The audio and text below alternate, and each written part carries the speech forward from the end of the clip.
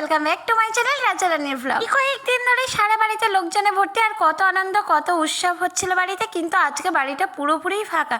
আর একটু পরে মাসিরাও বাড়ি চলে যাবে, বাড়িটা আরও ফাঁকা হয়ে যাবে। সকাল সকাল ঘুম থেকে উঠে ফ্রেশ হয়ে এখানে কিছুটা গরম জল করে নিলাম, একটু গরম জল লেবু খাবো বলে। তো সেটাই আমি রেডি করছিলাম খাওয়ার জন্য। এটা খেতে খুব একটা ভালো লাগে না, তবে কি আর করা যাবে, খেতে তো হবেই। তো আমিও খাচ্ছিলাম। আর এইদিকে দেখো মাসিরা চা খেয়ে রেডি হয়ে গেছে বাড়ি যাওয়ার জন্য। ভাইয়ের একটু দরকার ছিল বলে ভাই আগের ট্রেনে বাড়ি চলে গেছে, সেই জন্য মাসি আর মেশো আর থাকলো না, ওরাও বাড়ি চলে গেল। আর এইদিকে আমাদের পুরো বাড়িটা একদম ফাঁকা হয়ে গেল। তো আজকে দুপুরে মেনুতে ছিল ইলিশ বেগুন। এই ইলিশ বেগুনটা খেতে খুবই ভালো লাগে, একটু কালো জিরে ফোড়ন দিয়ে করেছিলাম।